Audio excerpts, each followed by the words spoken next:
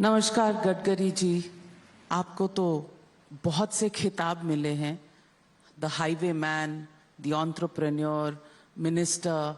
आपकी सोच ऐसी है कि बिजनेस और इकोनॉमी आगे कैसे बढ़े। 9 साल जो मोदी सरकार के रहे हैं, सबसे बड़ी जो उपलब्धि है वो शायद रोड और हाईवेज के सेक्टर में है।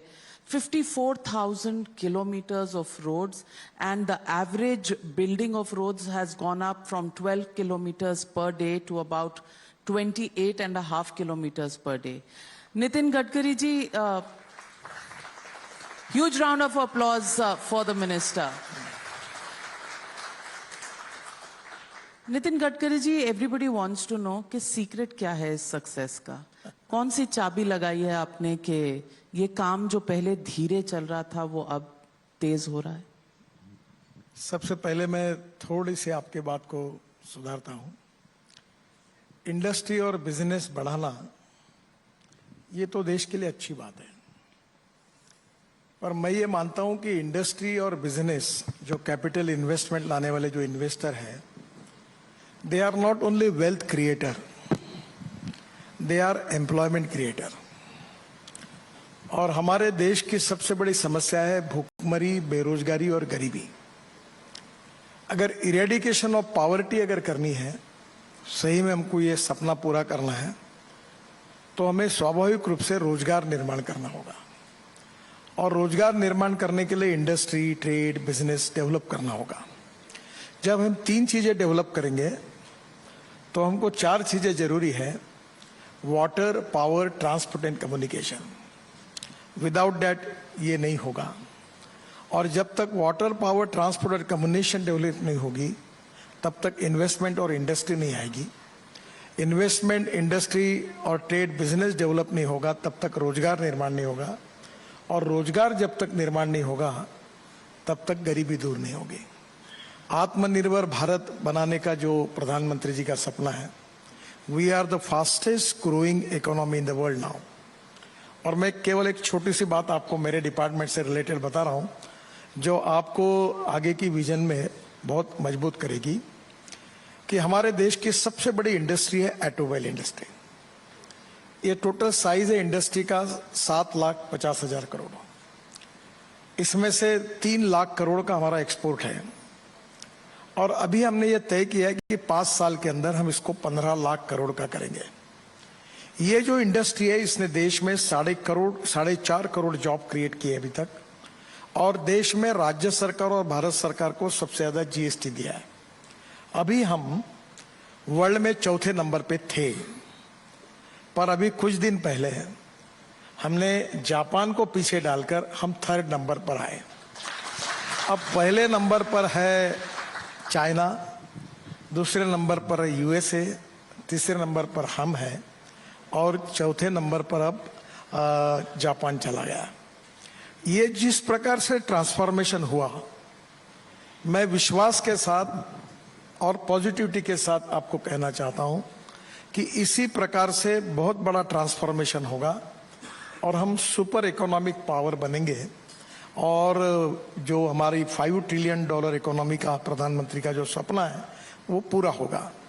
जो बात आपने हाईवे के बारे में बताई, मैं तो इंजीनियर नहीं हूँ। बहुत लोगों को एक परसेप्शन है कि मैं इंजीनियर हूँ। अभी फिलहाल मुझे 6 डिलीट मिली।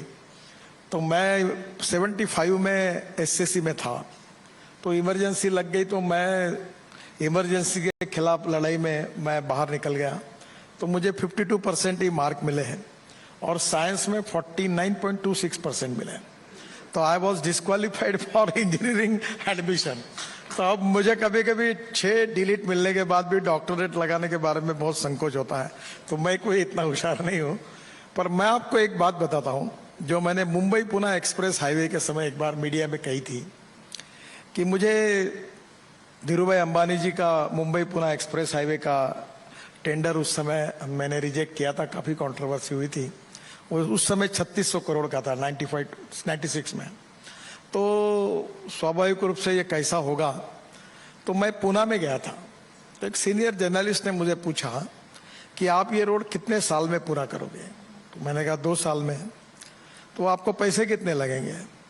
तो मैंने कहा 1600 करोड़ 1800 करोड़ तक हो जाएगा। उन्होंने कहा आपके पास पैसे कितने हैं? तो मैंने कहा 5 करोड़ रुपए। तो पूरी मीडिया लोग हंसने लगे और एक ने पूछा कि आप कुछ भी बोलोगे और हमने लिखना चाहिए, ऐसी आपकी अपेक्षा है क्या? नहीं। तो कौन सी बात है कि आप बोल रहे ये होगा? तो मेरे मुंह से एक वाक्य निकल गया और वो that is the strength of my life. मैंने कहा ये कहा उनको कि if there is a will there is a way, and if there is no will there is only survey, discussion, seminar, committee, sub committee and research group. So my strong political will, fast track decision making process, 100% corruption free system and commitment for the quality। देखिए मैं contractor को ये समझाता हूं कि ये जो road आप बना रहे, this is the asset of our country.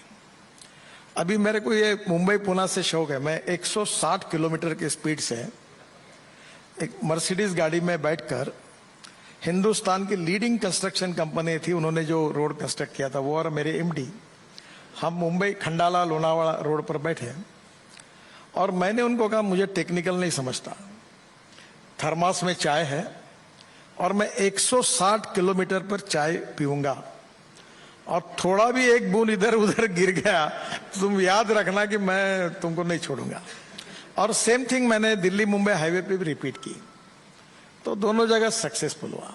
काम जितना भी हो, मिनिस्ट्री जितनी भी चलानी हो, अल्टीमेटली तो जिंदगी पॉलिटिक्स पे चलती है।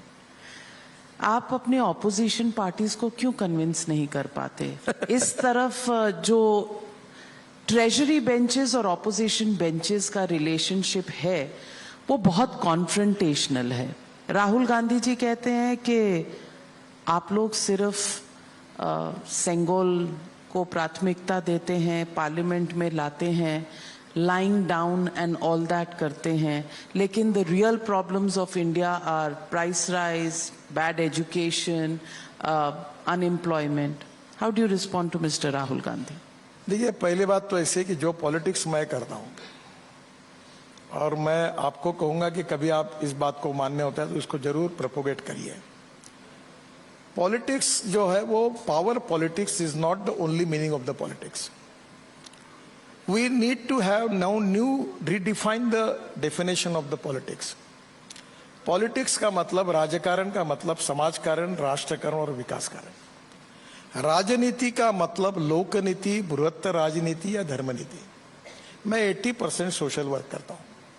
मैं ग्रामीण क्षेत्र में और कृषि क्षेत्र में काम करता हूं, बायोफ्यूल में काम करता हूं, और मैं ये मानता हूं कि लोगों की शिक्षा के क्षेत्र में, स्वास्थ्य के क्षेत्र में, रोजगार देने में सेवा करना is a true meaning of politics. मेरे आपसे भी शिकायत है, आप बहुत ज्यादा इंपॉर्टेंस से पावर पॉलिटिक्स को देते हैं। ये बहुत ज्यादा चलता है, इसने क्या क्या, उसने क्या कहा। अब लोगों में इसमें इंटरेस्ट नहीं है। लोग नए इनोवेशंस, फ्यूचरिस्टिक टेक्नोलॉजी, किए हुए अच्छे काम ये देखना चाहते हैं, सोचना चाहते हैं। तो ये जो कुछ चलता है, ये जो बेंच होते हैं, मैं लीडर ऑफ अपोजिशन था महाराष्ट्र में, तो वो बेंच में आदमी बैठने के बाद वैसे ही बोलता है उसका कारण अपोजिशन वाला अगर थोड़ा ढीला पड़ जाता है तो आप तुरंत हेडलाइन दे देते हो, अपोजिशन वाले ठंडे पड़ गए। वो बोलता है ऐसा लिखा है क्या, और गर्म होके बोलता है फिर। अच्छा, तो ये हमारी गलती है कि राहुल गांधी ऐसे बोलते हैं? देखो, अपोजिशन पार्टी में उनको ये बोलना ही है। मुझे बताइए कि 75 साल में जो कांग्रेस को इतने साल मिले, उन्होंने एजुकेशन से लेकर, एग्रीकल्चर से लेकर, इंफ्रास्ट्रक्चर से लेकर सब बातों का आप एक बार कंपैरिजन करिए। जो इस 14 के बाद मोदी जी के नेतृत्व में हमारी सरकार ने किया, उसकी तुलना करें तो कई गुना हमने ज्यादा काम किया है। ये उनको भी मान्य है, जब अनऑफिशियली बोलते तो अच्छा काम हुआ करके मान्य करते हैं। पर एक बात, 100% सेटिस्फैक्शन और 100% काम हुआ ऐसा कभी नहीं होता। जिसके पास साइकिल होती है उसको स्कूटर चाहिए, स्कूटर मिलती है उसको कार चाहिए, कार चाहिए उसको मर्सिडीज चाहिए, और मर्सिडीज है वो हवाई जहाज खरीदना चाहता है, और जो 4 हवाई जहाज खरीदता है वो भी दुखी होता है तो ये कभी ना कभी ऐसा है कि समाधान मानने पर होता है। आपको याद होगा 2004 से मैं इथेनॉल मैंने स्टार्ट करके चिल्ला रहा था, आज वो 1 लाख करोड़ की इकोनॉमी बन गई। अब हाइड्रोजन कचरे से बनेगा, गंदे पानी से बनेगा, और किसान अब डांबर से, बायोमास से बिटुमिन बनाएगा, और बांबू को काट करके व्हाइट कोल बनेगा। रूरल एग्रीकल्चर की इकोनॉमी बदल जाएगी। जिस दिन हम एग्रीकल्चर ग्रोथ रेट 22% पे नहीं लेके जाएंगे, तब तक हमारा देश दुनिया में आगे नहीं जाएगा। और इसलिए प्रधानमंत्री जी ने हमारी 500 एस्पिरेंट ब्लॉक्स और करीब 120 एस्पिरेंट डिस्ट्रिक्ट जो सोशली, इकोनॉमिकली, एजुकेशनली बैकवर्ड है, उनके डेवलपमेंट का प्रोग्राम बनाया। अमिताभ कांत जी बैठे नीति आयोग में, जब ये थे तो नीति आयोग ने ये आइडेंटिफाई किया। और मैं ये इकोनॉमिक कॉन्क्लेव में आपको आग्रह से एक ही प्रार्थना करूंगा कि ये जो 65% पॉपुलेशन है, हिंदुस्तान यानी मुंबई और दिल्ली नहीं है। हिंदुस्तान यानी गांव में बसे हुए, गांव, गरीब, मजदूर, किसान, जो 65% आबादी है, उनके सोशो इकोनॉमिक ट्रांसफॉर्मेशन का जो काम हमारी सरकार कर रही है, वही मुझे लगता है कि उसी की गति और मिलेगी, और उससे हमारी इकोनॉमी जो है वो बन पाएगी। और उसमें प्रधानमंत्री जी के नेतृत्व में हमने उसको सबसे ज़्यादा प्रायोरिटी दी है। और काफ़ी हमारी योजना जो है वो रूरल सेंट्रिक, एग्रीकल्चर सेंट्रिक। अभी एक ही बात बताता हूँ आपको, टूरिज्म। अब मैं देहरादून गया था, अब मैं देहरादून 2 घंटे में, हरिद्वार 1.5 घंटे में, चंडीगढ़ 2.5 घंटे में, और चंडीगढ़ से मनाली 9 घंटे लगते थे। अब मैं जा रहा हूँ 15 दिन के बाद उद्घाटन के लिए तीरथपुर से, वो 3-3.5 घंटे में। यानी आप दिल्ली से मनाली आप 5.5-6 घंटे में आओगे, दिल्ली से मुंबई 12 घंटे में, कटरा 6 घंटे में, अमृतसर 4 घंटे में, जयपुर 2 घंटे में हो जाएगा। तो नेचुरली क्या हुआ इसका फायदा, जो मेरे ध्यान में आया कि छोटा जो मिडिल क्लास, लोअर क्लास था, वो मिडिल क्लास में कन्वर्ट हुआ। वो सेकंड हैंड गाड़ी खरीद रहे हैं और टूरिज्म पे जा रहे हैं। केवल रोड अच्छा बनने से उत्तराखंड का टूरिज्म दुगना हुआ। अब टूरिज्म दुगना हुआ तो hotel, restaurants, motels, car, taxis, buses, सबके कारण एम्प्लॉयमेंट क्रिएट होगा, क्योंकि टूरिज्म में 49% कैपिटल इन्वेस्टमेंट एम्प्लॉयमेंट पोटेंशियल पे खर्चा होती है। तो अब हम जो काम करें, अब रोड की मैं बात ही नहीं करता ज्यादा रोड की, अब रोड बनाने के बाद इकोनॉमी को एक्सेलरेट करने के लिए tourism, logistic park, multi modal logistic park, तो अभी हमने 1,30,000 करोड़ की हम 260 रोपवे, केबल कार, पैनाकुलर रेलवे बना रहे हैं। अभी मैं होटल के सामने से गुड़गांव तक, वो मैं हवा में चलने वाली स्काई बस के प्रोजेक्ट का स्टडी कर रहा हूँ कि हवा में लोग जाएंगे बेंगलोर, मुंबई और दिल्ली में ऊपर के ऊपर। तो this type of new innovations, ये और रूरल डेवलपमेंट, इन दोनों के विकास से हम विकास कर पाएंगे, ऐसा मुझे लगता है। 2024 हम जीतने वाले हैं। कोई डाउट नहीं है, रास्ता कठिन नहीं है। वो जो जॉइंट की आप बात कर रहे थे, कोई बम्प नहीं है।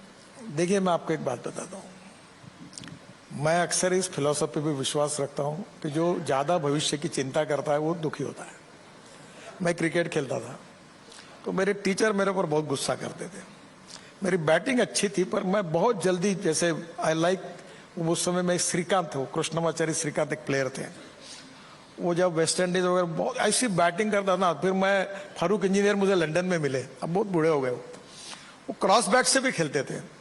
जिंदगी ऐसी होनी चाहिए कि रन निकलने चाहिए, और रन निकालते समय बैट्समैन ने सोचना नहीं चाहिए कि मैं कितने समय क्रीज पर हूं, बॉल आया कि मारो छक्का, आगे चलते रहो। वही स्पीड है, आगे आगे देखो होता है क्या, चिंता मत करो। भविष्य की जो चिंता करते हैं वो दुखी होते हैं। हमने अच्छा काम किया है, अच्छे ही परिणाम आएंगे, और मोदी जी के नेतृत्व में 24 में देश के विकास के लिए जनता हमको ही चुनकर देगी, ये मेरा विश्वास है। Well, he's hit it out of the park. That's a sixer. Nitin Gadkari, ladies and gentlemen, put your hands together. Thank you very much, Mr. Nitin Gadkari.